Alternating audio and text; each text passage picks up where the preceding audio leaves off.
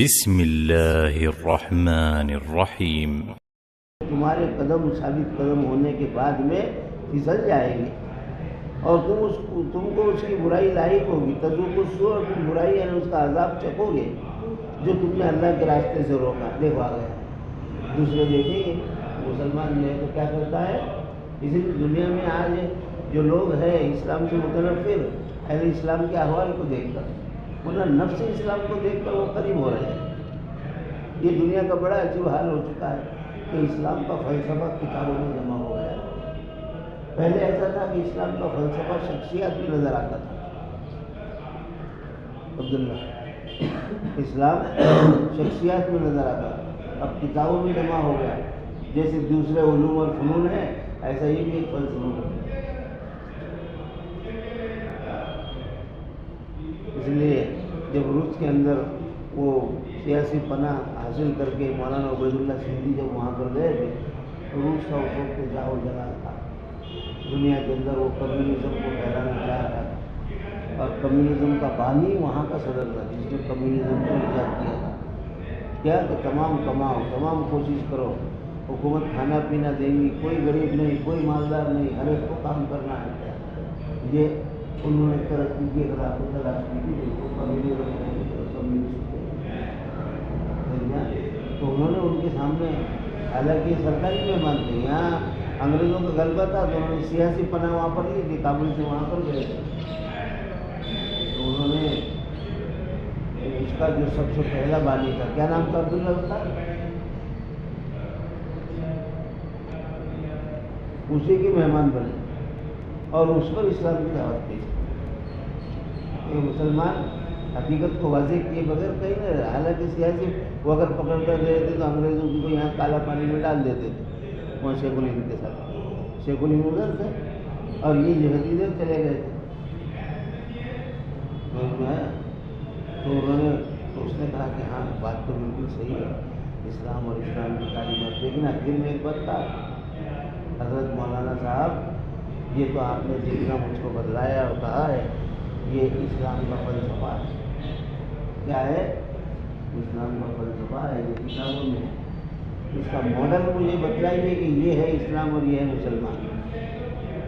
تو کہا کہ میں اس وقت عاجز آ گیا اور میں اس کو ایسا کوئی نمونہ پیش نہیں کر سکا کہ یہ ہے، اس کو دیکھ کر تم اسلام سمجھ میں آیا۔ علامہ اقبال رحمۃ اللہ علیہ نے اس کا بڑا اچھا جو ہے تو نقشہ کیا شیئر کرنا،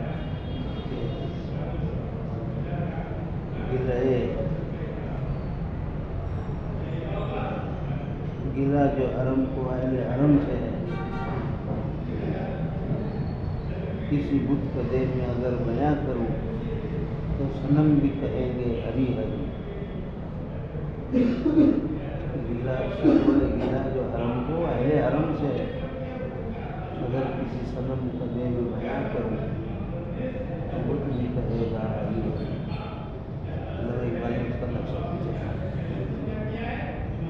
فرمایا کہ تمہارے وجہ سے دوسرے لوگ ایمان سے رک جائیں گے اور کہیں گے کہ دیکھو اس کے اندر بھی نقض حد ہوتا ہے، اللہ کے نام کی توحید ہوتی ہے، بما صددتم عن سبیل اللہ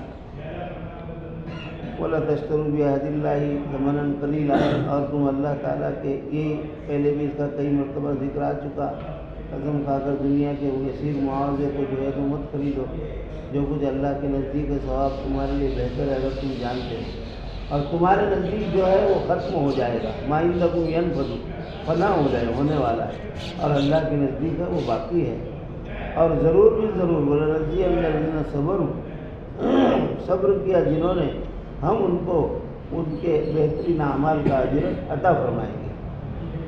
حسن بمعنی حسن کے، اور حسن کا تعلق اجر کے ساتھ نہیں بلکہ بِأَحْسَنِ مَا كَانُوا يَعْمَلُونَ، اچھے اعمال وہ اس سے مراد ہے۔ من عمل صالحا، شرط ایمان ہے، یہ ہر عمل میں معتبر ہے، جو بھی نیک عمل کرے چاہے وہ مرد ہو یا عورت، وَهُوَ مُؤْمِنٌ، شرط یہ ہے کہ وہ مومن ہو، تو اس کے وجہ سے فَلَنُحْيِيَنَّهُ حَيَاةً طَيِّبَةً، ہم اس کو خوش عیش زندگی عطا کریں گے۔ کاہے پر؟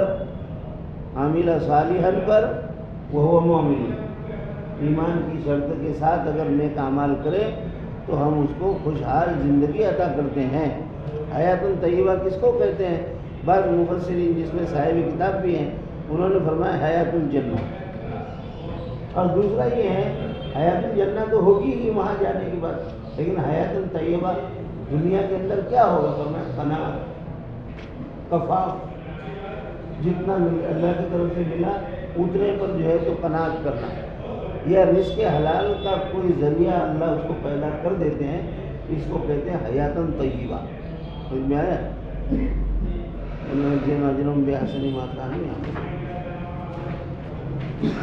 قرآن کے متعلق فرمایا فَإِذَا قَرَأْتَ الْقُرْآنَ فَاسْتَعِذْ بِاللَّهِ، جب قرآن مجید کی تلاوت کا ارادہ کرے تو شیطان مردود سے پناہ چاہ لیا گیا، فَاسْتَعِذْ بِاللَّهِ اعوذ بِاللَّهِ مِنَ الشَّيْطَانِ الرَّجِيمِ۔ اس لیے فرمایا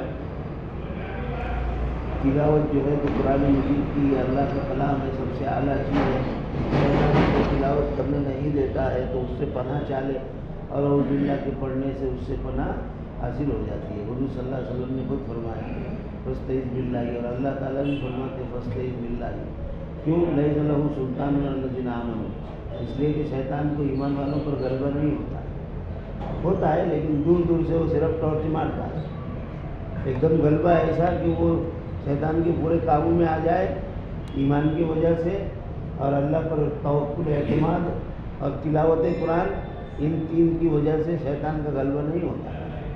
اس لیے جو لوگ قرآن پڑھتے ہیں ہمیشہ اطمینان سے رہتے ہیں، کثرت سے قرآن پڑھنے والا، کیوں؟ لیس لہ سلطان علی الذین آمنوا، شیطان کو سلطان غلبہ ایمان والوں پر نہیں ہوتا ہے۔ اچھا کس پر ہوتا ہے؟ انما سلطانہ علی الذین یتولونہ، بے شک اس کا غلبہ اس پر ہوتا ہے جو اس کو اپنا ولی اور دوست بنا لیتے ہیں، نہ کبھی تلاوت کرتے ہیں اور نہ کچھ، والذین ہم بہ مشرکون، اور وہ جو اس کو اللہ تعالیٰ کے ساتھ شریک ٹھہراتے ہیں، ہم بہ اے اللہ تعالیٰ مشرکون، تو گویا یہ شرط ایمان اور تلاوت پر شیطان کا غلبہ نہیں، اور شیطان سے دوستی پر اور شرک پر شیطان اصل غلبہ کرتا ہے۔ کوئی زبردل نہ آیا کر سورہ بقرہ میں اس کی تفصیل بتلائی تھی، ناسخ و منسوخ کی حکمت ہے۔ اللہ مناسب سمجھتے ہیں تو ایک حکم کو ایک زمانے تک رکھتے ہیں اور بعد میں اس کو اس کی جگہ پر دوسرا لا کر بدل دیتے ہیں۔ یہ اللہ تعالیٰ کی مصلحت کلی ہے، کیونکہ قیامت تک رہنے والے دین کی ترتیب اللہ تعالیٰ نے جو رکھی اس کے اعتبار سے، اور یہ جب دیکھتے ہیں مشرکین تو وہ کہتے ہیں کہ انما انت مفتر، یہ محمد اپنے جانب سے چیزوں کو گھڑتا ہے، تو اللہ تعالیٰ اس کا جواب دیتے ہیں کہ نزل روح القدس من ربک بالحق، اس کو تو جبرائیل علیہ السلام اللہ کے پاس سے لے کر آتے ہیں تاکہ ایمان والوں کو ثابت قدم رکھیں، اور یہ ہدایت اور خوشخبری ہے ایمان والوں کے لیے۔ ایک شبہ کا جواب دے دیا۔ دوسرا شبہ، نعلم انہ یقول انما یعلمہ بشر، مکہ کے لوگ کہتے تھے کہ محمد صلی اللہ علیہ وسلم کو قرآن مجید ایک انسان نے سکھایا ہے۔ رسول اللہ کا ایک دوست تھا قیل النصرانی، نصرانی شخص، اور اس کا نام جو ہے تو جبر تھا، یہ عامر ابن الحضرمی کا غلام تھا، سمجھ میں آیا، اور یہ اجمی تھا، اور ان کے ساتھ ایک یسار، بعض نے یسار بھی کہا ہے، یہ دونوں کے دونوں توریت اور انجیل کو بھی جانتے تھے، اور رسول اللہ کا بھی گزر وہاں ہوتا تھا، تو رسول اللہ ان کا حداد لوہار، لوہے کو کوٹ پیٹ کر تلواریں بنانے والا، تو اس کے پاس بیٹھتے تھے تو وہ باتیں سناتے تھے توریت کی، انجیل کی، ہے تو وہ آسمانی کتاب ہے، آسمانی کتاب پر تو ہم بھی ایمان رکھتے ہیں، لیکن قبل تحریف والی، محرف پر نہیں۔ کوئی یہودی اور نصرانی کہے کہ تم ایمان کتاب پر رکھتے ہو، ہماری کتاب پر بھی رکھو، ہم کہیں گے کہ تمہاری کتاب کتاب ہی نہیں، کیا ہے زیرکس ہے، زیرکس نہیں، تم بتلاؤ کس کی کتاب ہے، وہ خود نہیں ہے، فلاں ڈاکٹر نے لکھا ہے، تو تمہارا مصنف اس پر ہے، ہمارا تو مصنف وہاں پر ہے، لہذا کتاب ہی نہیں ہے۔ قبل تحریف جو اثر حال میں تھے ہم اس پر ایمان رکھتے ہیں، بعد تحریف نہیں، بعد تحریف وہ کتاب کہاں رہی؟ تو فرمایا کہ رسول اللہ ان کے پاس سے قرآن سیکھتے ہیں اور لا کر بتلاتے ہیں اور کہتے ہیں کہ اللہ نے نازل کیا۔ یہ شبہ انہوں نے مشرکین مکہ کو بہکانے کے لیے ایسا کیا تھا، تو اللہ تعالیٰ نے کچھ جواب دیا۔ اللہ تعالیٰ نے فرمایا ہے کہ جس کی جانب تم قرآن کی نسبت کرتے ہو اعجمی شخص ہے. سمجھ میں آیا؟ وہذا لسان عربی مبین، اور یہ تو فصیح اور بلیغ عربی ہے. اعجمی عربی پر قادر ہو سکتا ہے؟ تم نے ہی خود نام دیا ان کو اعجمی. اس کے جواب میں وہ تم کو کہتے تھے امی. تم کہتے تھے کہ یہ جانور ہے اور وہ کہتے تم انگوٹھا چھاپ ہے. سمجھ میں یہ سب فنگر پرنٹ والے ہیں. دیکھو بالکل دور کیسا لوٹ کر آ رہا ہے. ایک زمانے میں انگوٹھا چھاپ ہونا برا سمجھا جاتا ہے، لیکن اب وہ اور فنگر پرنٹ آ گئے. سمجھ میں انگوٹھا لگاؤ تو پیسے آ جاتے ہیں. سمجھ میں وہاں پر وہ اے ٹی ایم پر ایسا رکھو تو فوراً پیسے آنے شروع ہو جاتے. معلوم ہوا کہ پہلے اس پر لوگ دوبارہ ترقی کا معیار طے کر کے وہیں پر پہنچے. پہنچی وہیں پر آپ جہاں کا خمیر تھا. سمجھ میں آیا؟ تو وہ ان کو امی کہتے تھے. تو کہا کہ فصیح بلیغ قرآن کو کیسے پیش کر سکتا ہے؟ اعجمی وہذا لسان عربی مبین. ابھی مشرکین کے لیے 6 صفات کا تذکرہ اللہ تعالیٰ نے کیا، کیونکہ شرک جو ہے اس روئے زمین پر سب سے بڑا جرم ہے.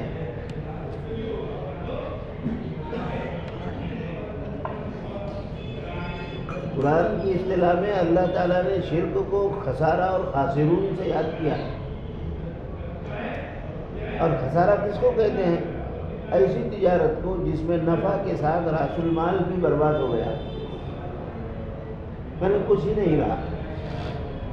فرمایا کہ جنہوں نے کفر کیا تو اللہ تعالیٰ تو اہل ایمان کا دل ایمان کے لیے کھول دیتا ہے. لہذا علم نقلی و قلب مطمئن بالایمان، جس کے اوپر اقرا کیا گیا اور اس کا دل ایمان سے مطمئن ہے اور اس نے تلفظ بکلمہ کفر اگر کر بھی دیا تو فرمایا اس پر کوئی گناہ نہیں ہوگا.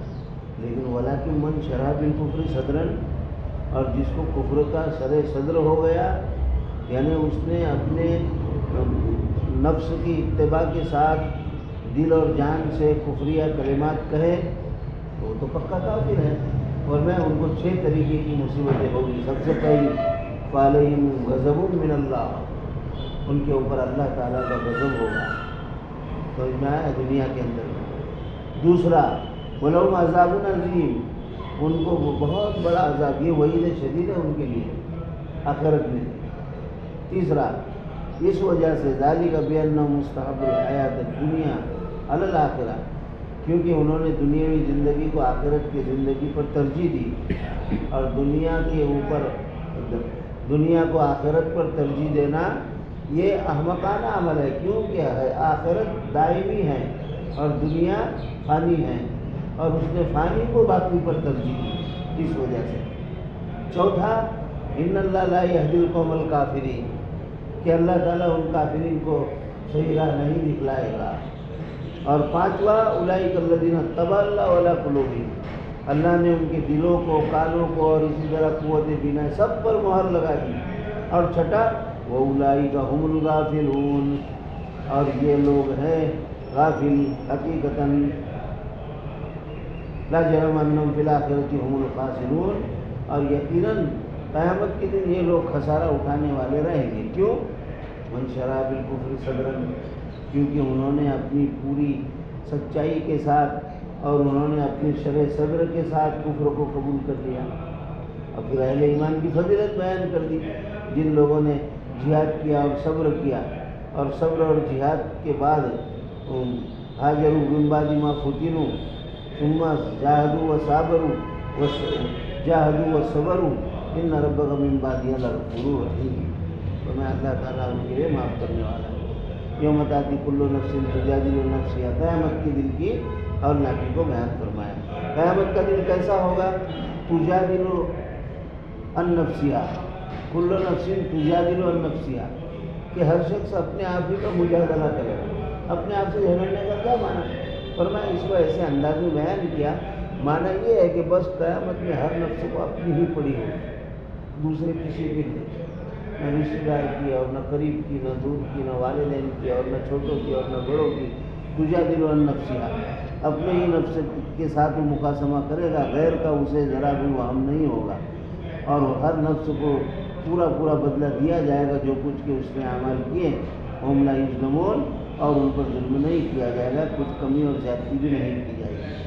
اب اللہ تعالیٰ نے اس کے بعد اور ایک تمثیل دی، ضرب اللہ مثلا قریۃ، قریہ سے مراد مکہ بھی ہو سکتا ہے ایک قول کے مطابق، سمجھ میں آیا؟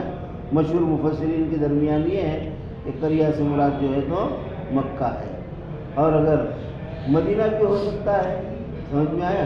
اور اگر مدینہ ہو تو فرمایا کہ سورۃ النحل مکی اور قریہ سے مراد مدینہ اگر ہے تو یہ اخبار بالغیب کے قبیل سے کہ اللہ تعالیٰ نے مکہ میں اس بات کی خبر دی تھی، سمجھ میں آیا؟ اور اگر قریہ سے مراد مکہ لو تو پھر اس میں اخبار بالغیب کی کوئی معنی نہیں ہوگے، اللہ تعالیٰ نے مکہ والوں کی مثال دی۔ بعض یہ بھی کہتے ہیں کہ اس کے اندر اللہ تعالیٰ نے ایک قریہ، ایک شہر کانت عامرۃ، وہاں کے رہنے والے مطمئن تھے، یعنی غارت گری سے کوئی ان کو تکلیف نہیں پہنچاتا تھا، کوئی ان کو ستاتا نہیں تھا، لا تہاجو، سمجھ میں آیا؟ اس کا معنی ہوتا ہے اڑانا، جیسے کہا جاتا ہے حاجت الغبار، غبار جو اڑے تو کوئی ان کو وہاں سے اٹھا اور اڑا نہیں سکے، وہاں کے رہنے والے مطمئن تھے، ایک جگہ سے دوسری جگہ ان کو منتقل ہونے کی بھی فکر نہیں تھی، تاکہ رزق اور رغدہ، اور ان کا رزق کشادگی کے ساتھ ہر مکان سے ان تک پہنچتا تھا، جیسے مکہ میں تمام جگہوں سے رزق پہنچتا۔ وَكَفَرَتْ بِأَنْعُمِ اللَّهِ، پس انہوں نے اللہ کی نعمتوں کی ناشکری کی تو کیا ہوا؟ فَأَذَاقَهَا اللَّهُ لِبَاسَ الْجُوعِ وَالْخَوْفِ، تو اللہ تعالیٰ نے ان کو بھوک اور خوف کا لباس چکھایا۔ دیکھو یہاں پر لباس کو چکھایا جاتا ہے، لیکن فرمایا کہ تعبیر ہے، اس نے تعبیر جو اور خوف کا لباس، اور جو اور خوف کا لباس بھی نہیں ہوتا ہے، تو فرمایا کہ ان پر جو کا اثر اتنا زیادہ تھا کہ دیکھ کر پہچانے جاتے تھے کہ یہ بھوکے ہیں، جیسے لباس پورے بدن کو ڈھانپتا ہے، بھوک کے اثر نے پورے بدن کو ڈھانپ لیا تھا، لباس الجو والخوف، اور خوف بھی لباس نہیں ہے، لیکن خوف اتنا تھا کہ آنکھیں کپ کپاتی تھی، ہاتھ حرکت کرتے تھے، پیر اپنے جو ہے تو جگہ پر نہیں رہتے تھے، پورے بدن پر چھایا ہوا تھا خوف، ہر جز خوف بتلاتا تھا، جیسے پورے بدن پر لباس ڈھانپا ہوا ہوتا ہے ایسا پورے بدن پر خوف رہتا تھا۔ تو اللہ تعالیٰ نے سزا ایسی دی کہ ان کو بھوک اور لباس، قحط کا اور خوف کا، اور نبی صلی اللہ علیہ وسلم کے سریوں کی وجہ سے خوف تھا جو کچھ کو کیا کرتے تھے۔ اگر جاؤں یہ نعمت سب سے بڑی یاد دلائی، لقد جاءہم رسول منہم فکذبوہ فاخذہم العذاب وہم ظالمون، بے شک ان کے پاس رسول آئے انہیں میں سے محمد صلی اللہ علیہ وسلم، بس انہوں نے جھٹلایا، عذاب نے ان کو پکڑ لیا، جو اور خوف کے اس حال میں جو ظلم کرنے والے تھے۔ فکلوا مما رزقکم اللہ حلالا طیبا واشکروا نعمت اللہ ان کنتم ایاہ تعبدون۔ پھر یہ انما حرم علیکم المیتۃ، یہاں سے لے کر یہاں تک جو ہے تو پوری تفصیل ہو سورہ انعام میں ذکر ہوتی ہے، غیر اللہ کا ذبح کرنا اور غیر باغ ولا عادل، یعنی حد سے تجاوز نہ کرے کھانے میں، لذت کے طور پر نہ کھائے، انہوں نے اس سے مراد یہ لیا۔